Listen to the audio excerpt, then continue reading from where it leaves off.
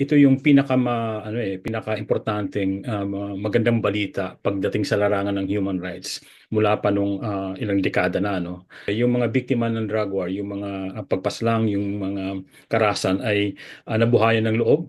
Kasi nga dito sa Pilipinas ay hindi nila inasahan na magkaroon pa ng hustisya dito sa Pilipinas. Merong due process ito. Hindi katulad ng mga kawalan ng due process doon sa mga patay, isang paglilitis na naaayon sa proseso ng ICC at naaayon ito sa international law. Ito yung mga karapatan na binibigay sa na-enjoy ni Mr. Duterte sa The Hague. Mga karapatan na hindi na-enjoy ng mga libu-libong namatay sa drug war.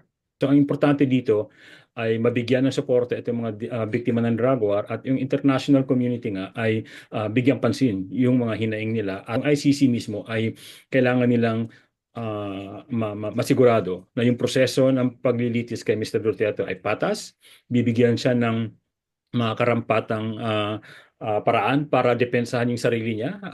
Karapatan ng mga supporters ni Mr. Duterte o ng mga kahit sino, ng mga ordinaryong tao na ipagtanggol siya, na magsabi ng kanilang mga opinyon tungkol sa nangyayari sa kanya. Ang masasabi ko lang dun sa punto na gumanda yung buhay nila nung panahon ni Duterte. Magbigay nga kayo ng napakakongkretong halimbawa. Gumanda ba ang buhay ng mga Pilipino noong panahon ni Duterte? Nawalan ba talaga ng krimen? Nawalan ba ng droga noong panahon ni Duterte? Ilang bangkay ba ang dapat nakapalibot sa'yo para ma-feel mo na safe ka? Ilang bangkay ng mga pinaghihinalaang kriminal? Ilang bangkay ng mga pinaghihinalaang drug users na hindi dumaan sa proseso, hindi dumaan sa due process? Grabe yung mga komunidad na literally ay dumadanak yung dugo. Anong kapalit nung feeling nyo na ang ayos ng Pilipinas, na ang ayos ng seguridad ninyo, na hindi kayo naapektuhan ng krimen? Anong kapalit nun ang gusto nyo? Libu-libong bangkay na nakapaligid sa inyo? Medyo mali yatang pagtingin yon. Naging mas maayos ba yung buhay ninyo ngayon? Hindi na ba kayo nangungutang sa mga kamag-anak nyo ngayon?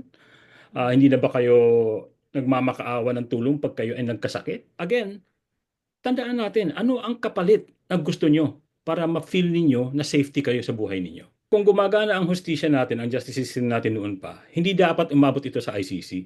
Dysfunctional at talagang basag yung ating criminal justice system. Ang mga pulis mismo ang pumapatay noong panahon ng drug war. Yung mga prosecutor, may iba dyan nakikipagsabuatan sa pulis o di kaya mga takot. Meron kang Justice Secretary dati na si Vitaliano Aguirre na siya pa yung namumuno para habulin yung mga kritiko ng drug war. So basag na basag ang justice system natin. Wala ka talagang maaasahan sa justice system natin. Lalo na kung ikaw ay isang mahirap lang, nasa komunidad lang nakatira. Hindi mo kaya magbayad ng abogado, hindi mo kaya wala kang pamasahe para pumunta ng korte para mag-file ng cases. So wala talagang access to justice ang mga mahihirap na Pilipino. Yung mga may kaya, siguro meron pa. Ito nga yung sinasabi nila, wala daw hustisya sa Pilipinas. Actually, merong hustisya sa Pilipinas, sa mga may kaya. Pero dun sa mga karamihan ng mga biktima ng drug war, na mga mahihirap, na mga walang tsinelas, na mga walang hanap buhay na maayos, mga tricycle driver, na andyan lang tumatambay dahil walang hanap buhay, walang access to justice yung mga yan.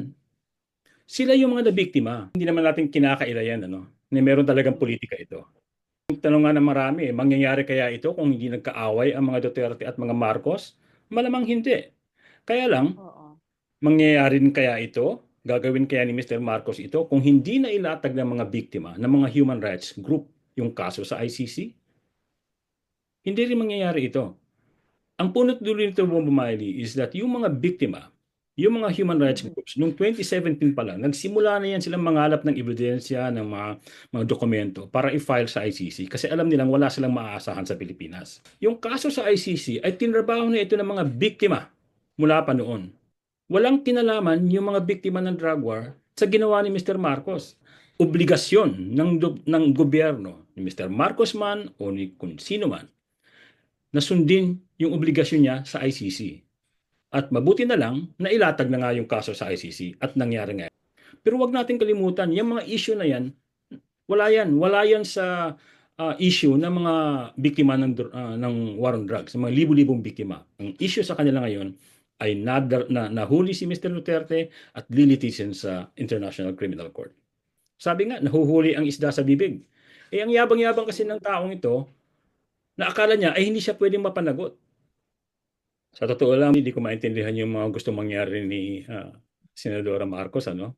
Minsan hindi ko maintindihan itong magkapatid na to, kung magkakampi ba to o magkaaway, ano? Pero okay, pero may karapatan siyang gawin yun kasi siya ang chairwoman ng ng Senate Foreign Relations Committee. Pero ang tanong ko naman dito, sa kay Senadora Amy, may nagawa na ba siya para sa mga biktima ng drug war na to? Naglunsad na ba siya ng kanyang sariling investigasyon para tingnan kung paano mapabuti ng gobyerno ng Pilipinas sa international community yung pag-comply nila sa mga human rights commitments natin? Kasi meron tayo yan sa UN, sa EU, meron tayong commitments. Ang tingin ko, sakop yan ng committee niya. May ginawa na ba siyang ganun? O puro mga, ang ginagawa niya lang ito para tawag ito, ligawan niya yung mga Duterte supporters para manalo siya sa ngayong election. Kung totoong may concern siya sa karapatan ng mga mamamayang Pilipino, suportahan niya yung mga biktima. Suportahan niya ang ICC.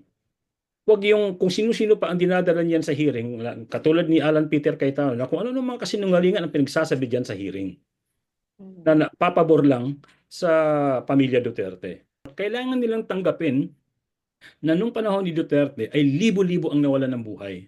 Kailangan nilang akuin yun. Kailangan nilang tanggapin yun bilang mga opisyal ng gobyerno. Hindi nila pwedeng isang tabi na lang yun dahil sa politika. Yung proseso ng ICC, pag ikaw nakatulan ng guilty, eh doon ka, mabubulok ka doon. Sa mga kababayan natin na sumusuporta pa kay Pangulong Duterte, may kabayaran ang lahat ng mga katarantaduhang ginawa ng mga nasa poder.